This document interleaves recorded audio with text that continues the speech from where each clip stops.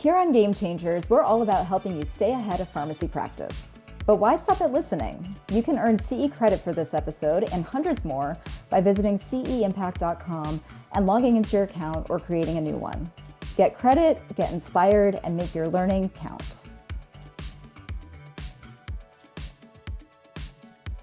Hey CEimpact subscribers, welcome to the GameChangers Clinical Update Podcast. I'm your host, Rachel Maynard, and today we'll be discussing a condition that affects millions of people in the US, atopic dermatitis. It's actually the most common chronic inflammatory skin disease, and there have been a number of guideline updates and new treatments approved for atopic dermatitis in recent years. So we're seeing a real evolution and transformation of how this condition is managed. And that means there's an opportunity to be sure we're all up to speed on what this common condition is and how to treat it. So with that, I'm thrilled to have a dermatology expert to help us sort through these treatment options. So I'm going to introduce Dr. Melanie Plotke. So welcome, Melanie. Thank you so much for having me. Really excited to be here. We are so happy to have you and your expertise. And I'd love for our listeners to just hear a little bit about your background, your current role. I think that does tie in really perfectly with this topic. So if you want to share a little bit about your background and how you got to where you are. Sure. So, like you said, I'm a pharmacist by training. I graduated with my PharmD from Butler University and started my career at a healthcare tech startup. That company utilized remote PharmDs and other clinic staff to provide clinical telehealth services. And so there I worked internally, where I was a subject matter expert on our product engineering team. So I did a variety of roles, including everything from mapping NDCs in our databases to creating clinical rules for our platforms, and then eventually got into exploring the ROI of our services and learning to create kind of these robust studies examining patients who received telehealth services versus those who did not. And so with that, I later found myself wanting to publish our findings and really got into medical writing. And so I went back to school. I went back to the University of Chicago and earned a medical writing and editing certificate from there. And then I leaped into my current role, which is a manager of clinical research at the American Academy of Dermatology. And there I help develop, write, and manage evidence-based clinical practice guidelines. And these are across a lot of different dermatologic conditions, more so ones that have pharmacologic therapies, but others as well. And that includes atopic dermatitis. Excellent. Well, I just love hearing about your background because it's so unique and different and just shares all the different roles that pharmacists can be in. So just super interesting to hear how people get to where they are. And like I say, I think for our topic today, atopic dermatitis, having your experience in the guideline development process from the American Academy of Dermatology is really interesting. So hopefully looking forward to having your fresh perspective on this and sort of that inside scoop. But just to get everyone on the same page and make sure we're all aligned, maybe we can start with an overview of what atopic dermatitis is, how common it is, what are common symptoms, the pathophysiology, just a broad overview of what it is so we can then have that background before moving on to treatment. Sure. So atopic dermatitis is the most common chronic type of eczema. So in my opinion, this is super important and why we need to talk about it because it affects about 10% of the US population, which is a very large number of people. It is a chronic condition, and for many patients, it's definitely life-altering. So it's not just itchy, red, scaly skin. It's also sleep disruption, mental health burdens. It might impair your daily life at work or school, and just need to think about long-term control of the disease since it is chronic. So there's a lot of different factors that go into it that can affect patients. Pathophysiology-wise, in pharmacy school, we've all learned about cytokines and the different type of inflammatory mediators there. So from a cellular standpoint, atopic dermatitis involves both our skin barrier, but also those inflammatory mediators.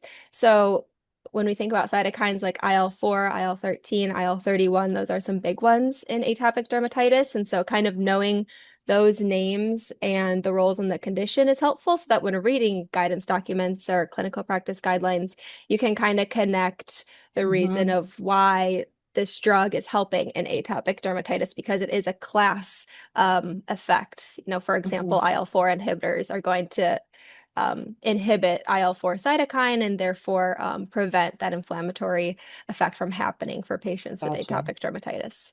Yeah, great summary. So a few things you highlighted there that I think are really important. The chronic nature of it. So this chronic condition that can sort of relapse, flare and wane sort of process, the inflammatory nature of it. You tied into some of those specific like interleukins and cytokines, as you said, that our treatments are sometimes working to help dampen.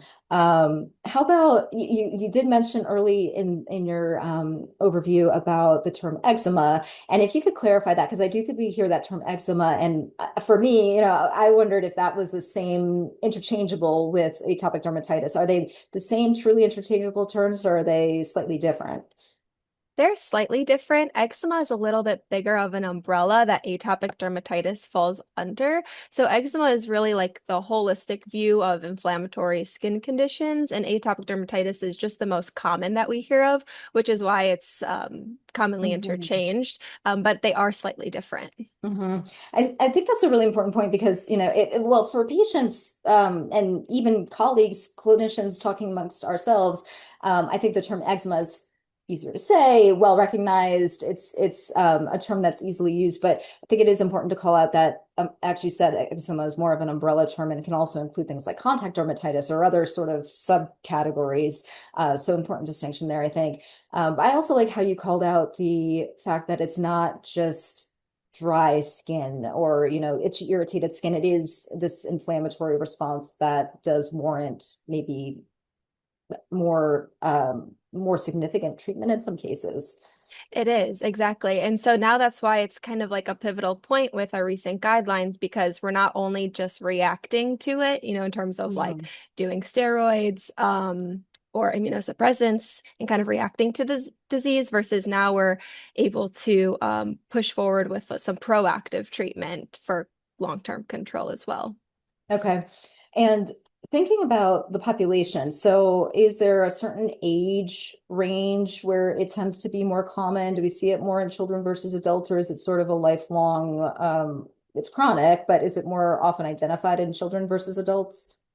It is more often identified in children's versus adults. The rates are higher in terms of like US prevalence. I think children are a little bit more around 20%, whereas adults around 10%. Okay. So it is more easily diagnosed in children as well, because they're kind of getting those first symptoms. The pediatricians are really involved in the dermatology world as well, and we also have pediatric dermatologists. So there's a lot of ways for children to be diagnosed, whereas adults might not go in to seek that care as often. Sure. Okay. And so going back to your point about being proactive and helping to manage it early, that seems like an important consideration for us as pharmacists too, if we are hearing patients having these sort of chronic symptoms not being relieved and this inflammation, itching, and especially if it is impacting quality of life with difficulty sleeping, mental health sort of concerns, making sure that referral is happening seems important.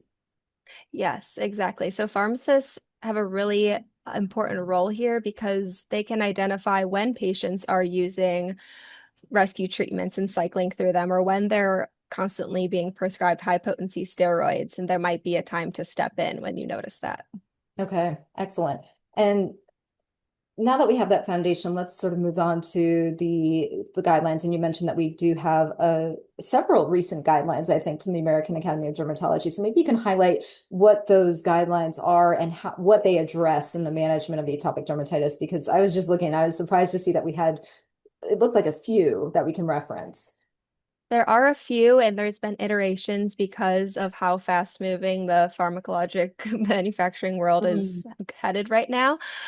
So we do have current guidelines within the past 5 years on comorbidities, which highlight all of the different comorbidities, in addition to AD, that is a burden to this patient population.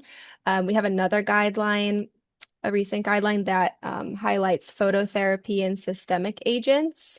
And then there's another focused update that just was released last year, because there were 4 more new agents released and FDA approved. So we needed to update that guideline pretty quickly so that we can really encompass everything that's available right now.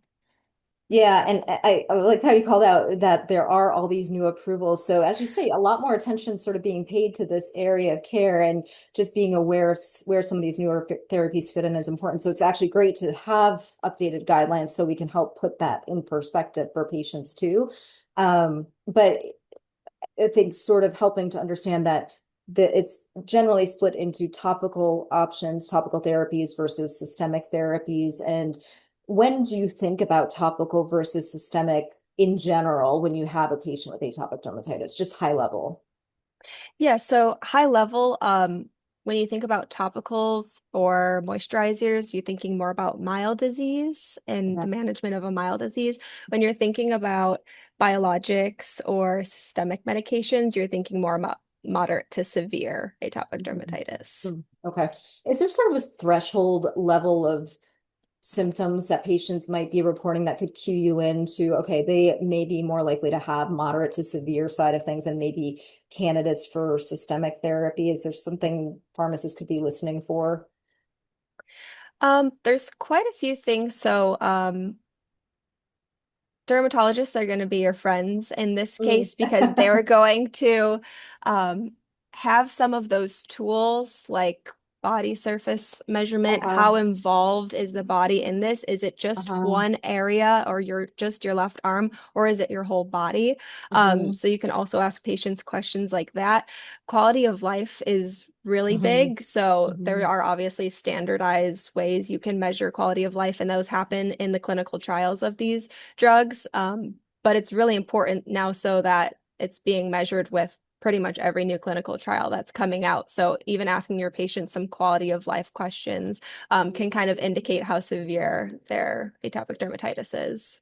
Excellent. Okay, thanks for highlighting that. And again, because of these conversations we often have with patients, it is something that can come up for other reasons. And then maybe a discussion around poor sleep could be leading to the conversation about, oh, well, this is because I'm having itching that's really bothering me at night. I'm having trouble sleeping, and then digging further from there. So thinking about the treatment options, and starting with sort of the non-systemic options, the topical options, what are the baseline foundational therapies that we're thinking about for atopic dermatitis? Sure. So regardless of severity, um, foundational management is going to be moisturizer, regular moisturizer. And some other non-pharm things that you can think about are gentle bathing practices, avoiding harsh soaps or allergens, um, addressing your infections early. And then when you're thinking about more of these topical therapies that are prescribed, you're thinking about topical calcineurin inhibitors like cyclosporin or tacrolimus. Sorry about that. Your topical corticosteroids as well. And then newly topical PDE4 and JAK inhibitors. So JAK inhibitors are things like ruxolitinib, um, and kind of those IB biologic names, NIBs, that you can Mhm. identify to be your topicals as well. Okay. So that's a good point. Okay, let's start with the moisturizers actually, because I think that's one of the most confusing areas. There's so many moisturizers out there, and they're all marketed in very different ways. And what are sort of the guidelines around how to choose a moisturizer for somebody who has eczema or let's say atopic dermatitis? Yeah, we don't dive super deep into moisturizers in the guidelines. It Okay. is called out that it's important to moisturize 1 to 2 times daily to keep Okay. up with barrier repair because the barrier of your skin is really the most important part to keep foundationally managed throughout. Whether you're on topical, systemics, you want to keep your skin hydrated. So it's common practices like moisturizing after you bathe, using gentle moisturizers, nothing with really harsh scents or Mhm. smells and things of that nature. Mhm. So yeah, we just kind of hit on making sure that you stay moisturized. Moisturize. Okay. Mhm. So I'm glad that you called that out. And again, helping patients look for fragrance-free hypoallergenic, those sorts of things are at least a place to start. And then, as you mentioned, some of the other avoiding maybe hot showers, drying out the skin, and moisturizing after bathing to help sort of maybe lock in that moisture a little bit. Those just seem like very important points to reiterate on a regular basis when chatting with patients about management, because it is foundational, as you said. And then you highlighted a few different topical treatments. And I think many of us probably think of topical steroids as a cornerstone of care for atopic dermatitis. So could you speak a little bit about the role of topical steroids, especially given that we have newer agents now, and where they fit in and appropriate use considerations there? I think patients have sometimes heard of some of the side effects with topical steroids or even systemic steroids and translate them to topical. So help us understand the place in therapy for topical steroids for atopic dermatitis.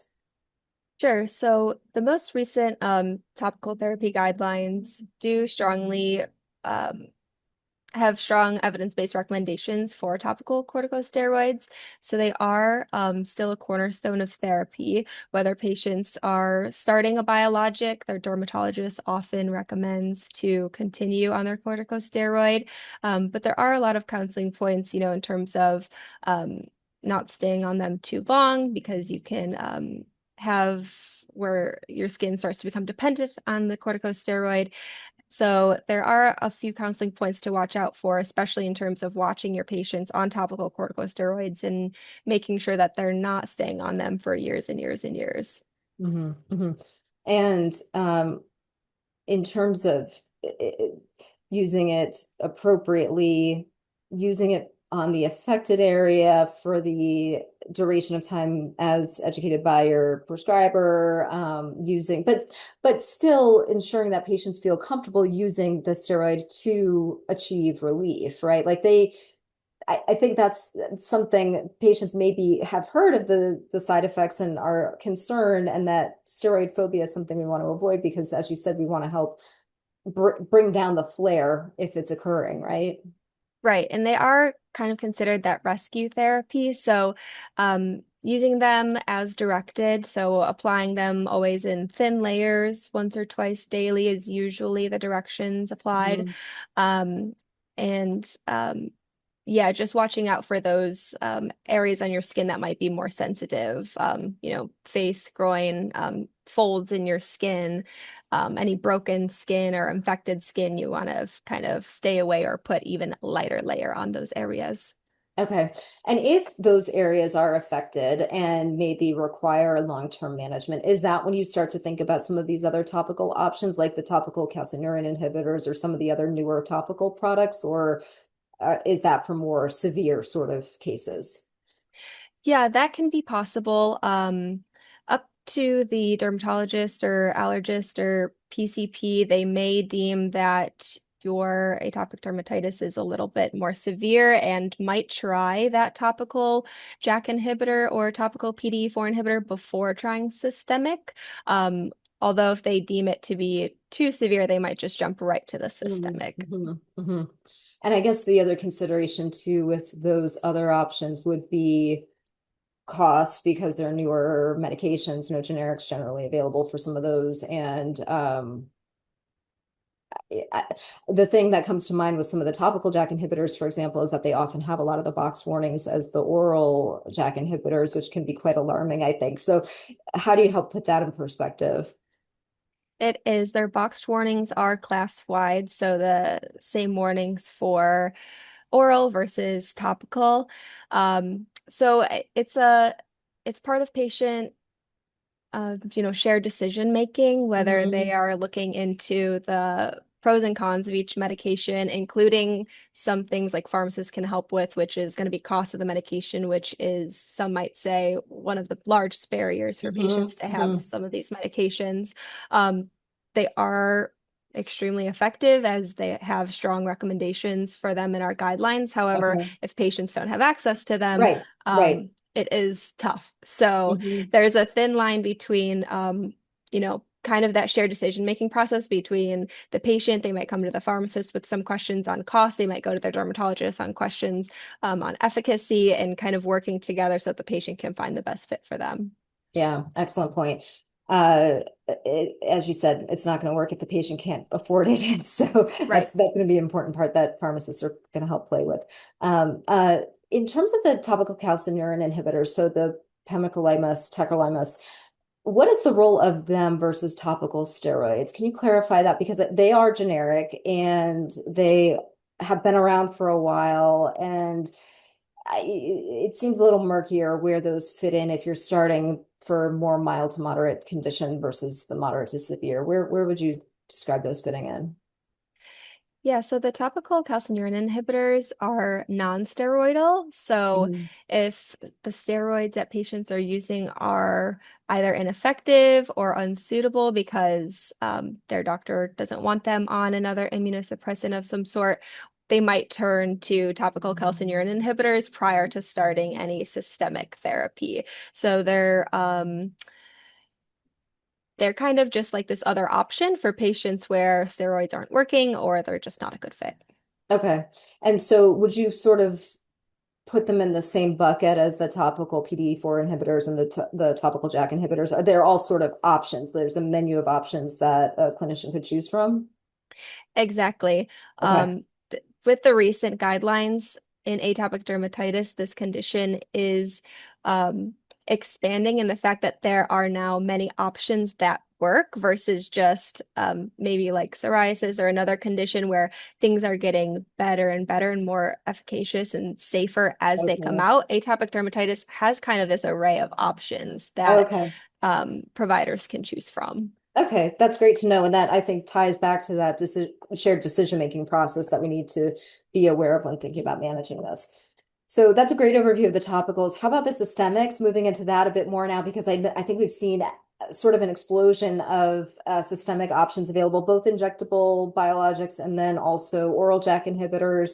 So let's get the rundown on that. Where do those systemic options play? And I think you alluded to already, it's more for the moderate to severe atopic dermatitis, but can you expand on that a bit? Yeah, exactly. So we'll start with the guidelines. So systemic agents that were strongly recommended to be used in the AAD guidelines um, were dupilumab, tralokinumab, abrocitinib, baricitinib, and upadacitinib. And then with the focus update, there were additional strong evidence-based recommendations for lebrikizumab and nemolizumab.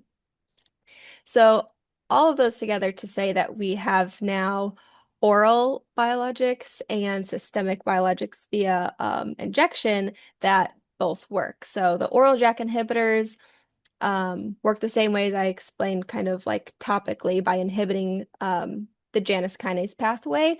So we're inhibiting inflammatory signals from coming to this to the top of the skin and feeling that. But we also have the biologics that target IL-4, IL-13, IL-31, and those selective biologics just target the specific cytokine themselves versus the JAK inhibitors target the enzymatic pathway that they use. Okay. So they're kind of working a little bit differently, but getting similar outcomes. Um, when you think about for pharmacists counseling patients on these different types of therapies, counseling patients on biologics are going to be similar to biologics for other conditions. So like regular injection site counseling, Mhm. the fact that they will most likely be prescribed this, but also to continue with your topical therapy and moisturizers unless your doctor tells you to discontinue Mhm. those. Mhm. Um, and then, like you mentioned, with the class-wide box warnings of JAK inhibitors, thinking about those most common adverse effects and letting the patients know about those so that they can make informed decisions. And we actually, I don't think we specified what those box warnings were. So could you briefly highlight what those warnings are about? Yeah, so for JAK inhibitors, there's box warnings, I believe, for increased risk of serious MACE events. So heart-related events, heart attack or stroke. And then there are also box warnings regarding some cancers, I believe, Yeah. lymphoma, lung cancer, um, blood clots, or death, as a lot of some box warnings Yeah. have to include that.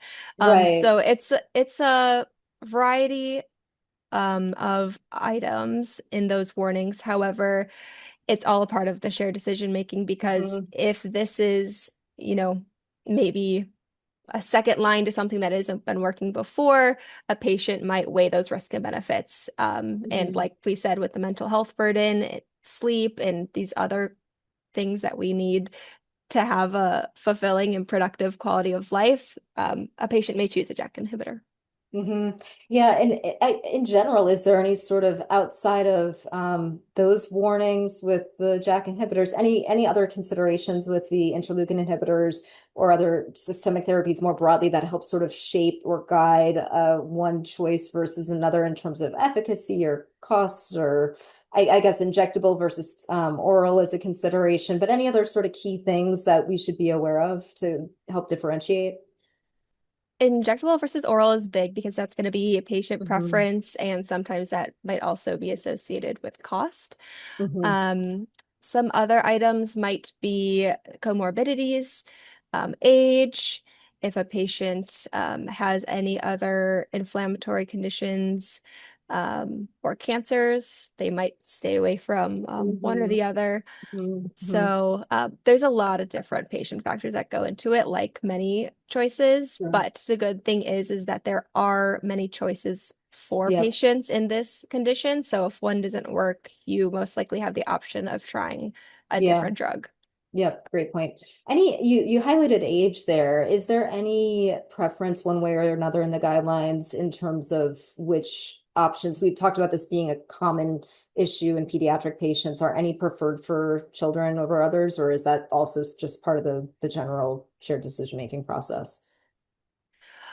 Also, part of the shared decision-making process, patients will most likely be going to a pediatric dermatologist. So Okay. they'll be really in tune with what is recommended for patients. And to note, the pediatric atopic dermatitis guideline is going to be separate from those that we've been talking about. Oh, okay. Okay. So it would be good for pharmacists, if you have a pediatric patient, to specifically look at the pediatric guidelines.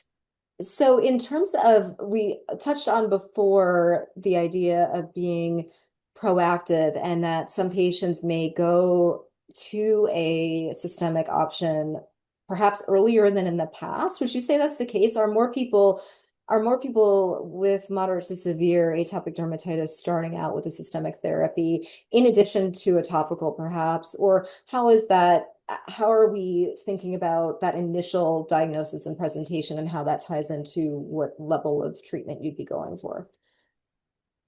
So there's quite a few ways of reasons why dermatologists and other providers might just jump right into a systemic therapy. Um, like I mentioned before, there's going to be those signs and symptoms on the patient, like the lesions themselves, how do they look? What's their morphology? The symptom burden, how many symptoms is this patient experiencing, and how quickly do we need to get them relief? Mhm. And then there's also some like severity score indexes that are tied to all of these drugs. It's called the Eczema Area and Severity Index, or EASI, EASY scores in clinical trials. And so these are scores that really look at the drug and how efficacious they are over a period of time. So after a period of time, is 75% of their disease cleared, or is 90% of their disease cleared? And if you look at the guidelines or any of the clinical trials themselves, you'll be able to see the scores of each drug. So that's also a way that providers commonly pick out a systemic, is looking at some of those more efficacious drugs that get patients quick relief sooner. Okay, interesting. Yeah, I think it's helpful to understand that it's not something that patients should necessarily wait and suffer with, that it is Hmm. something we should be discussing and bringing up to providers to ensure that they're getting treatment and helping to manage those symptoms, especially considering some of the impact on quality of life that you mentioned. Yeah. Excellent. So, I think we have a good overview of the treatment options. And in terms of just sort of tying this all together and thinking about the impact pharmacists can have, I know we sort of threaded that throughout this discussion as well, but what are some of the key counseling points with any atopic dermatitis therapy that you'd want patients to be aware of if you were working with a patient directly or even working with a colleague and thinking about how to help care for that patient? What are some of the key takeaways that we should be aware of with these treatments in general? Sure. So when counseling patients with atopic dermatitis, there are a couple different cornerstones that would be great for them to either hear for a second time because hopefully their provider Mhm. already counseled them on, if not, hear from you as that last line of defense. So daily skincare, like I said, is going to be foundational. Mhm. Moisturizing at least, 1 to 2 times per day, using those gentle fragrance-free cleansers, keeping showers lukewarm, not hot, and applying moisturizer right after bathing. Second would be to use the medications as prescribed. Mhm. The prescription creams can be tricky because people are used to using all different types of topicals at home, whether that's just for the regular skincare or if it's in the winter because they're feeling a little dry. It's important to note that some of these topicals need to be applied thinly, in Mhm. thin layers to prevent any adverse effects from happening that might not be necessary or if you were to apply it the right way. And Mhm. then kind of similar to other chronic conditions, not stopping your maintenance therapy just because things are looking better. Mhm. It's a great time to continue therapy and check in with your provider and let them know the updates of that it's going well, but not stopping the therapy because then it, like we said, this condition kind of waxes and wanes and might just Mhm. come back a little bit stronger if you decide to go off the medication on your own. Mhm. Mhm. Sort of keeping on top of it, reinforcing the importance of adherence. Like you said, with many other medicines, we think about that also, but it's not a sort of one and done situation with atopic dermatitis either. It's a chronic condition that needs long-term management. Okay. Right. Emphasizing those points is important. And I also like how you reiterated the importance of those non-pharmacological measures and also the daily moisturizing is sort of the foundation that's underlying everything that we've talked about today. It is. It's the foundation, and it's really important to make sure your patients realize that because they might not get the full benefits of therapy while using a systemic or other topicals Yeah. if they're not properly moisturized. So it is really foundational.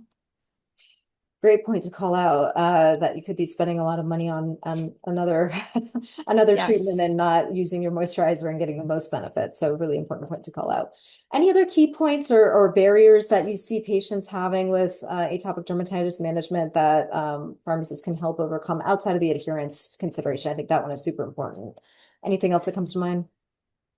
I think just assisting patients who you might see are getting steroid after steroid at the pharmacy Mm, on that yeah, level is important to remember because that might trigger you to ask a question to the patient of, okay, this is your third time refilling this steroid. Can you explain to me a little bit more about what's going on? When's the last time you had a check-in with yeah. your doctor?